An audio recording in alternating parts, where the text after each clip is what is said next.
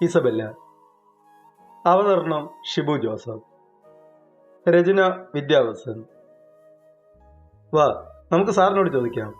Isabella ഉമ്മയുടെ കൈനെ പിടിച്ചു വലിച്ചു. വേണ്ട, എനിക്ക് പേടിയാ. ഉമ്മ പേടിയോടെ കൈ പിന്നിലോട്ട് വലിച്ചു. ഈ പേടി ഇതിനു മുന്നേ തോന്നേണ്ടതായിരുന്നു.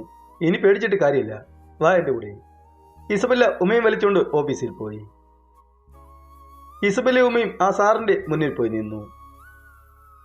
ഉമ്മയെ കണ്ടതും അയാൾ മോൻ ചൊളിച്ചോണ്ട് നോക്കി. എന്താ? അയാൾ സംശയത്തോടെ രണ്ടുപേരെ നോക്കി ചോദിച്ചു. സാർ ഇവളോട് പറഞ്ഞ കാര്യം ഞാൻ അറിഞ്ഞു. ഇസബെല്ല അയാളെ നോക്കി പറഞ്ഞു. എന്ത് കാര്യം? സംശയത്തോടെ അയാൾ ചോദിച്ചു. അതെന്താ സാറേ, എന്താണെന്ന് സാറിനറിയാം, ഞങ്ങൾക്കും അറിയാം. പിന്നെന്താ സാറേ ഒരു ഉരുണ്ട് കളി? ഇസബെല്ല കൈകെട്ടിക്കൊണ്ട് ചോദിച്ചു. വേണ്ടേ സാർ, വാ പോവാം. ഉമ്മ പേടിയോടെ ഇസബെല്ലയെ വിളിച്ചു.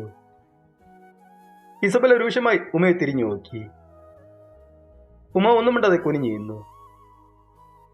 സാർ ഇവളുടെ ഫോട്ടോസും വീഡിയോസും എല്ലാം ഇപ്പോൾ ഈ നിമിഷം ഡിലീറ്റ് ആക്കണം, അല്ലാതെ വന്നാൽ ഇസബെല്ല കൈ ചൂണ്ടി ദേഷ്യത്തോടെ പറഞ്ഞു നിർത്തി. അല്ലെങ്കിൽ അഹങ്കാരത്തോടെ അയാൾ ചോദിച്ചുകൊണ്ട് എഴുന്നേറ്റു. സാറേ, കൂടുതലങ്ങ് ഓവർ സ്മാർട്ടാവില്ലേ? ഗുരു പിതാവിന്റെ സ്ഥാനമാണ്. പെണ്ണിന്റെ മാറിനെ നോക്കി പടമെടുക്കുന്ന താനൊക്കെ ഒരു അധ്യാപനാണോ? തന്റെ കാമം തീർക്കാൻ എട്ടും പൊട്ടും തിരിയാത്ത കിളുന്ത് പെണ്ണിന് ആശ കൊടുത്ത് കിടപ്പറയിൽ പിച്ചിച്ചു നിന്ന നിന്നെ പോലുള്ള അധ്യാപൻ കാരണം നല്ല അധ്യാപനെ സംശയിക്കുന്ന കാലമായി മാറി. ഥൂ, ഇസബെല്ല തുപ്പിക്കൊണ്ട് പറഞ്ഞു. എടി പുന്നാരമോളെ, എന്റെ കൂടെ കിടക്കാൻ വിളിച്ചപ്പോൾ ഒരു വാക്കും വേണ്ടത് കൂടെ കിടന്ന ഇവൾക്കില്ലാത്ത നാണക്കേടാണോ ഈ എനിക്ക്? കൂടുതലങ്ങ് ഡയലോഗ് കാച്ചല്ലേ എന്റെ പുന്നാരമോളെ? അയാൾ ഇസബെല്ലയുടെ അടുത്തുനിന്ന് പുച്ഛത്തോടെ പറഞ്ഞു. സാറേ, തമിഴ്നാട്ടിൽ ഭഗവാൻ എന്നൊരു അധ്യാപനുണ്ടായിരുന്നു. അദ്ദേഹം ഒരു ചെറുപ്പക്കാരനാണ്. ആ സാറ് ട്രാൻസ്ഫറായി പോകാൻ നിന്നപ്പോൾ ആണുങ്ങളും പെണ്ണുങ്ങളും ചേർന്ന് ആ സാറിനെ കെട്ടിപ്പിടിച്ച് നിലവിളിച്ച് കരഞ്ഞ സംഭവം ഈ നാടിനെ വരെ അത്ഭുതപ്പെടുത്തി. അപ്പോൾ ഓരോ പെണ്ണുങ്ങളുടെ മാറ് ആ സാറിന്റെ ദേഹത്തിൽ ഉരസിയപ്പോൾ അയാളുടെ കാമം ഉണർന്നില്ല, മറിച്ച് അദ്ദേഹത്തിന് പിതൃസ്നേഹമാണ് ഉണർന്നത്. കണ്ടു പഠിക്കടോ, അയാളുടെ കാല് കഴുകി കുടിക്കടോ. ആ അധ്യാപകന് പോലും നിന്നെപ്പോലുള്ളവർ നാണക്കേടാണ്. ഇസബെല്ല അയാൾക്ക് നേരെ കൈ ചൂണ്ടി പറഞ്ഞു. ദേഷ്യം കൊണ്ട് ഇസബെല്ലയെ അടിക്കാൻ അയാൾ കൈയോങ്ങിയപ്പോൾ ഇസബെല്ല ആ കൈനെ തടഞ്ഞു. സാറേ, ഇസബെല്ല വേറെയാണ്, തീയിൽ കുരുത്തവളാണ്. നിന്നെപ്പോലുള്ള ഉളുപ്പില്ലാത്തതിന്റെ മുന്നിൽ പാടില്ല. മര്യാദയ്ക്കാണേ മര്യാദ, അല്ലാതെ വന്നാൽ സാറേ. ഇസബെല്ല പല്ലും കടിച്ചോണ്ട് പറഞ്ഞു. ഉമ്മ ഭയത്തോടെ മാറി നിന്ന് സാഗലിനെ വിളിച്ച് കാര്യങ്ങളെല്ലാം തുറന്നു പറഞ്ഞു. ഹ, വിയർ കിട്ടുമെന്ന് നോക്കിയാൽ ഫോറൻ ചെറുക്കേനെ എന്റെ മുന്നിലൊന്ന് തുള്ളിക്കൊണ്ട് നിൽക്കുന്നു. അയാൾ കാമം കലർന്ന കണ്ണോടെ ഇസബെല്ലയെ നോക്കിക്കൊണ്ട് കഥയിനെ അടച്ചു. ഇസബെല്ല ഉള്ളിൽ പയന്നെങ്കിലും പുറത്ത് കാണിക്കാതെ അവനെ പുച്ഛത്തോടെ നോക്കി. എടി, ഇവളെപ്പോലെ എന്റെ കിടപ്പറയിൽ കിടന്ന കിളുന്ത് പെണ്ണുങ്ങൾ ഒരുപാടുണ്ട്. ചിലർ പൊടി തട്ടിപ്പോവും, ചിലർ ഇതുപോലെ കിടന്ന് മോങ്ങും. ഇതൊക്കെ എനിക്ക് സർവ്വസാധാരണമാണ്. വഷളം ചിരിയോടെ അയാൾ പറഞ്ഞു. ഇസബെല്ല പുച്ഛത്തോടെ ചിരിച്ചു കള്ളി. അയാൾ വന്ന് ഇസബെല്ലയുടെ തോളി കൈവച്ചു. ഇസബെല്ല ആഞ്ഞ് അവന്റെ കവളി തെല്ലി. എടോ, ഇത് ഇസബെല്ലയാണ്. എന്നെ തൊട്ടാൽ തൊട്ടവന്റെ കൈ ഞാൻ വെട്ടും. തീ തുപ്പുന്ന കണ്ണുമായി ഇസബെല്ല പറഞ്ഞു. ആ സമയം ഡോർ തട്ടുന്ന ശബ്ദം കേട്ട് ഞെട്ടലോടെ അയാൾ തിരിഞ്ഞു നോക്കി. ഉമ്മ ഓടിച്ചെന്ന് കഥയിനെ തുറന്നു. മുന്നിൽ സാഗിൽ നിൽക്കുന്നത് കൊണ്ട് ഇസബെല്ല ഓടിച്ചെന്ന് അവനെ കെട്ടിപ്പിടിച്ചു. എന്താടി പ്രശ്നം? സാഗിൽ ചോദിച്ചു. ഇയാൾ ഉമ്മയുടെ ഫോട്ടോയും വീഡിയോ ഒക്കെ സേവാക്കി ഭീഷണിപ്പെടുത്തി. ചോദിക്കാൻ പോയെന്നെ വളരെ മോശമായി പറഞ്ഞു. ഇസബെല്ല ദേഷ്യത്തോടെ പറഞ്ഞു. ഇത് കേൾക്കുന്ന സാഗിൽ അയാളെ തല്ലി. തളർന്നു കിടക്കുന്ന അവന്റെ നെഞ്ചത്തെ ചവിട്ടിക്കൊണ്ട് മൊബൈൽ എടുക്കാൻ പറഞ്ഞു. അയാൾ പേടിയോടെ ആ മൊബൈൽ എടുത്ത് സാഗിലിന്റെ കൈ കൊടുത്തു. അതിനെ ഓപ്പൺ ചെയ്ത് സാഗിൽ നോക്കിയപ്പോൾ സാഗിലിന്റെ കണ്ണുകൾ ചുവന്നു. ഓരോ സ്ത്രീകളുടെ നഗ്ന ചിത്രങ്ങൾ കിടക്കുന്നത് കൊണ്ട് പല്ലിയടിച്ചുകൊണ്ട് സാഗിൽ അവനെ ആഞ്ഞു ചവിട്ടി. എല്ലാം സാഗിൽ ഡിലീറ്റ് ചെയ്ത് മൊബൈൽ തന്റെ കയ്യിൽ വെച്ചു. ഇതെന്റെ കയ്യിലിരിക്കട്ടെ. ഇനി ഒരു പെണ്ണിനെ കാമത്തോടെ നീ നോക്കാൻ പാടില്ല. ഇതിനുള്ള ശിക്ഷ എനിക്ക് തരാൻ അറിഞ്ഞിട്ടില്ല. പക്ഷെ എനിക്കുണ്ടടാ സഹോദരികൾ. ഈ പെണ്ണിന്റെ മാനം വെച്ച് കളിക്കാൻ താല്പര്യമില്ലാത്തതുകൊണ്ട് മാത്രം നിന്നെ ഞാൻ വെറുതെ വിടുന്നു. സാഗിൽ പറഞ്ഞുകൊണ്ട് തിരിഞ്ഞ് ഉമ്മയുടെ അടുത്ത് പോയി. സാഗിൽ അവളെയും ആഞ്ഞു തല്ലി. നിന്നെ സൂക്ഷിക്കേണ്ടത് നീ തന്നെ. ബുദ്ധിയില്ലാതെ ഇനിയും പോയി ചാടാതെ എല്ലാം മറന്ന് പഠിക്കാൻ നോക്ക്. ഒരു സഹോദരനായി ഞാൻ കൂടെയുണ്ട്. സാഗിൽ ഉമ്മയെ ചേർത്ത് പിടിച്ചോണ്ട് പറഞ്ഞു. ഉമ്മ കണ്ണുകൾ തുടച്ചുകൊണ്ട് സാഗിലിനെ നോക്കി ചിരിച്ചു. സാഗിൽ ഇസബെല്ലയും ഉമ്മയെ അവളുടെ വീട്ടിൽ കൊണ്ടാക്കി. അവനെ വെറുതെ വിടണ്ടായിരുന്നു, പോലീസിൽ ഏൽപ്പിക്കാമായിരുന്നല്ലോ. എന്തുകൊണ്ട് അത് ചെയ്തില്ല? ഇസബെല്ല കടുപ്പിച്ച് സാഗിലിനോട് ചോദിച്ചു. പോലീസിൽ പരാതി കൊടുത്താൽ അവനെ അറസ്റ്റ് ചെയ്യും. പക്ഷെ മീഡിയാസ് ഇതൊരാവശ്യമാക്കും. അത് വേണോ? ആ കൊച്ചിൻ്റെ ജീവിതം പോവും. അത് നമുക്ക് കാണണോ? ഇപ്പോൾ നമ്മൾ അറിഞ്ഞത് നമ്മളിൽ പോട്ടെ. അവൾ ഇനി വഴിതെറ്റില്ല, ചിരിയോട് സാഗൽ പറഞ്ഞു.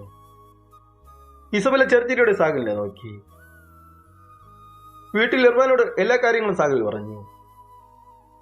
മോളെ ഇസബലി, നിന്റെ ഈ ധൈര്യം അത് ഞങ്ങൾക്ക് സന്തോഷം മാത്രമേ ഉള്ളൂ. പക്ഷെ മോളെ, നീ ഒരു പെണ്ണാണ്, നിനക്ക് പരിമിതികളുണ്ട്, ഇർവാൻ ഭയത്തോടെ പറഞ്ഞു. ഉപ്പ, ഞാൻ നാളത്തെ കളക്ടറാണ്. ഇതിനൊക്കെ ഞാൻ പേടിച്ചിരുന്നാൽ എനിക്ക് ഒരിക്കലും കളക്ടറാകാൻ പറ്റില്ല ഉപ്പ, ഇസബെല്ല ചിരിയോടെ പറഞ്ഞു. എന്നാലും എൻ്റെ മോളെ, ഫാത്തിമ പരിവത്തോടെ വിളിച്ചു. ഉമ്മ, ഇവളിത്ര ധൈര്യത്തോടെ ഇരിക്കുമ്പോൾ എല്ലാവരും ചേർന്ന് കുഴപ്പിക്കണ്ട, ഇവൾക്ക് ഞാനുണ്ടല്ലോ, ഇസബെല്ലയെ ചേർത്ത് പിടിച്ചുകൊണ്ട് സാഗൽ പറഞ്ഞു. ഇസബെല്ല പഠിക്കാനായിരുന്നു. അവളുടെ അടുത്തൊന്ന് മുട്ടുകുത്തിയിരുന്ന സാഗൽ ഇസബെല്ലയെ നോക്കി. എന്താ കാലമോടാ? ഇസബെല്ല പുരികേർത്തി ചോദിച്ചു. എടി, നിനക്ക് എങ്ങനെയാ ഇത്ര ധൈര്യം കിട്ടിയത്? അത്ഭുതത്തോടെ സാഗൽ ചോദിച്ചു. ഇസബെല്ല ചെറുചിരി മാത്രം കൊടുത്തു. പറയടി കുരിപ്പേ, സാഗൽ അവളെ നോക്കി പിന്നെയും ചോദിച്ചു. അതോ, ഉപ്പ കുഞ്ഞിലെ മരിച്ചു. അതിനുശേഷം ഉമ്മ ഒറ്റയ്ക്കായി. അറിയല്ലോ, ചെറുപ്പത്തിൽ ഭർത്താവ് മരിച്ചു വന്ന സ്ത്രീകൾക്കുണ്ടാകുന്ന പ്രശ്നം, അതൊക്കെ എൻ്റെ ഉമ്മയ്ക്കുണ്ടായി. രാത്രി നേരം കഥയെ തട്ടുന്നത് പതിവായിരുന്നു. ആദ്യമൊക്കെ പേടിച്ചോർച്ച ചെയ്യുന്ന ഉമ്മ പിന്നെ ധൈര്യത്തോടെ നേരിടാൻ തുടങ്ങി. ഉമ്മയുടെ സ്വഭാവം പരിക്കൻ സ്വഭാവമായി മാറി. എനിക്ക് വേണ്ടി എൻ്റെ ഉമ്മ ജീവിച്ചു, വികാരങ്ങളൊക്കെ മാറ്റിവെച്ച്. ആ ഉമ്മയുടെ ധൈര്യം ഞാൻ കണ്ടുപിടിച്ചു. രാത്രിയിൽ വരുന്ന കഴുകന്മാർക്ക് നേരെ കത്തി നീട്ടി എൻ്റെ ഉമ്മി ഓട്ടിച്ചപ്പോൾ ആദ്യമായി ഉമ്മയുടെ കോപം കണ്ട കണ്ണുകൾ കണ്ട് ഞാൻ ഭയന്നു. പേടിക്കാൻ പാടില്ലെന്ന് ഉമ്മി പറഞ്ഞിരുന്ന മന്ത്രമാണ്, അതുമാത്രം മനസ്സിൽ പതിഞ്ഞു. ഇസബെല്ല ഇടർച്ചയോടെ പറഞ്ഞു. നീ കളക്ടറാവണം, നിന്റെ ഉമ്മി നിന്നെ വളർത്തിയതിന് ഒരു ഫലം വേണ്ടി, സാഗൽ ചിരിയോടെ അവളുടെ കവിളി തലോടിക്കൊണ്ട് പറഞ്ഞു. ഇസബെല്ല കണ്ണുകളടച്ചു.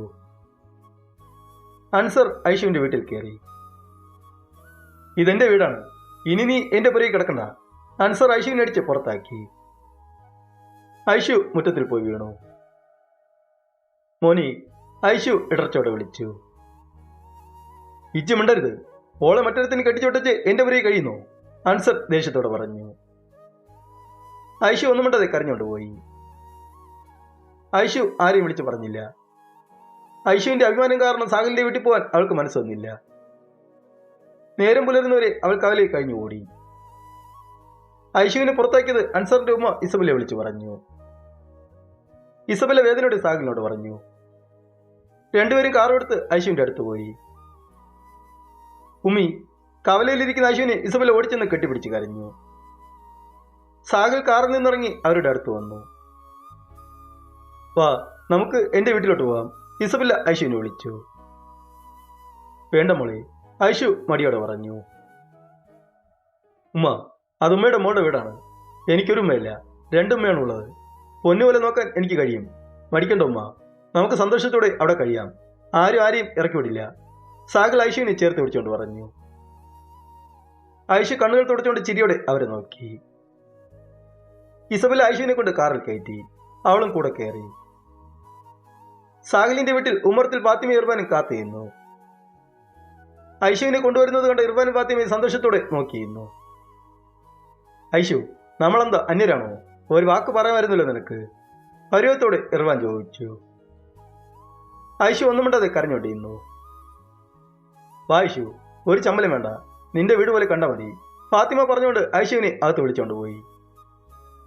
എല്ലാം കഴിഞ്ഞ് രണ്ടുപേരും കോളേജിൽ പോകാനൊരുങ്ങി. ക്ലാസ് റൂമിൽ സജിയ കേറ്റ് വാക്ക് നടത്തുന്നു. അവളെ അനുകൂലിച്ച് മിയെ നാദിയെയും. ഇസബെല്ല ഒന്നും മിണ്ടാതെ അവരെ നോക്കിയിരുന്നു. സാഗൽ വന്ന് വാതിലിൽ നിൽക്കുന്നതറിയാതെ മൂന്നുപേരും കേറ്റ് വാക്ക് നടത്തുന്നു. സാഗൽ ഇതൊക്കെ ചിരിയോടെ നോക്കിയിരുന്നു.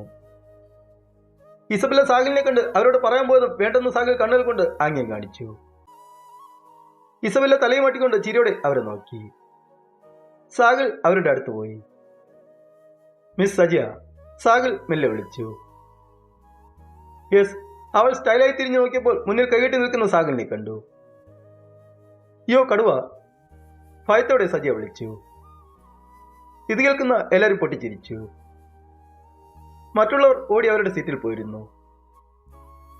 തെണ്ടികൾ, കടുവയുടെ വായിൽ അന്തസ്സായി കൊടുത്തേച്ച് പോയി ഇരിക്കുന്നത് കണ്ടു. സജിയ പിറുവിർത്തുകൊണ്ട് വലിച്ച ചിരിയോടെ സാഗലിനെ നോക്കി. കടുവയോ? സാഗൽ അവളെ തുറച്ചു വയ്ക്കൊണ്ട് ചോദിച്ചു. അത് പിന്നെ സാറെന്താ പെർമിഷൻ ഇല്ലാതെ ക്ലാസ്സിൽ വന്നത്? സജിയ പെട്ടെന്ന് ചോദിച്ചു. എന്റെ ക്ലാസ്സാണ്, ഞാൻ നിന്റെ സാറാണ് കേട്ടോടി, സാഗൽ അവളുടെ കാതിൽ പിടിച്ചോണ്ട് പറഞ്ഞു. യോ സാറേ, സോറി, സജിയ തുള്ളിച്ചാടിക്കൊണ്ട് പറഞ്ഞു. സാഗൽ കാതിൽ നിന്ന് പിടിവിട്ടുകൊണ്ട് അവളോട് ക്വസ്റ്റ്യൻ ചോദിച്ചു. ഇത് കേൾക്കുന്ന സജിയ അന്തം വിട്ട് സാഗലിനെ നോക്കി. പറഞ്ഞോ, സാഗൽ കൈകെട്ടിക്കൊണ്ട് പറഞ്ഞു. അത് സാറേ, ഞാൻ പഠിച്ചില്ല, സജിയ പല്ലും കാണിച്ചുകൊണ്ട് പറഞ്ഞു.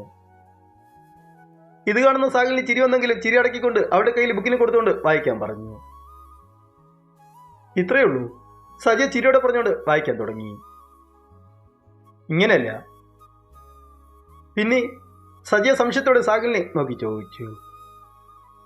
കേറ്റ് വാക്ക് നടത്തിക്കൊണ്ട് വായിക്കണം. സാഗൽ പറഞ്ഞത് സജിയ കണ്ണും തള്ളി സാഗലിനെ നോക്കി. തുടങ്ങി. സാഗൽ കണ്ണുകൾ കാണിച്ചു. ഇസബല്ല ഭാവത്ത് ചിരിച്ചു. സാർ, ഇതിച്ചിരി കൂടിപ്പോയി, സജിയ പാവമായി പറഞ്ഞു. സാഗൽ ഒന്നും മിണ്ടാതെ അവളെ നോക്കിയിരുന്നു. എന്റെ പടച്ചോനി, ഒരു കേറ്റ് വാക്ക്. സജിയ പിറുവിറുത്തുകൊണ്ട് കേറ്റ് വാക്ക് നടത്തിക്കൊണ്ട് വായിക്കാൻ തുടങ്ങി.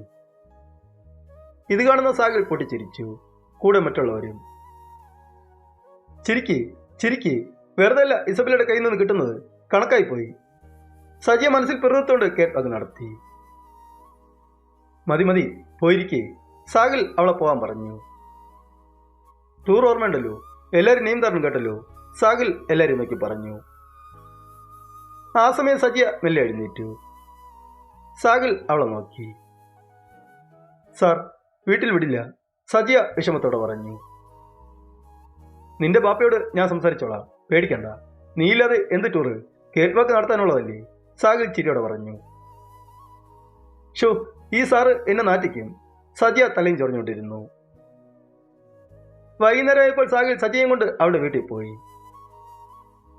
സാറ് ഇത്ര ദൂരം ഒറ്റയ്ക്ക്? സജിയുടെ ബാപ്പ മുഹമ്മദ് പരിവത്തോടെ ചോദിച്ചു. ബാപ്പ, ഞങ്ങൾ എല്ലാവരും ഉണ്ട്, അവളെ പൊന്നുപോലെ കൊണ്ട് ചേർക്കുന്നത് എന്റെ കടമ, എല്ലാവരും പോകുമ്പോൾ അവൾക്കും കാണില്ലേ ആഗ്രഹം, സാഗൽ അവരെ നോക്കി പറഞ്ഞു. സാർ, അവൾക്ക് താഴെ 3 പെൺപിള്ളേരാണ്, ഒരു ആപത്തും വരുത്താതെ കൊണ്ടുവരണേ, ഓനെ വിശ്വസിച്ചാണ് വിടുന്നത്, മുഹമ്മദ് സമ്മതിച്ചു. ഇത് കേൾക്കുന്ന സജിയ ഓടിച്ചെന്ന് ബാപ്പയ്ക്ക് മുത്തം കൊടുത്തു. സാഗൽ ചിരിയോടെ അവരെ നോക്കിയിരുന്നു. തുടരും.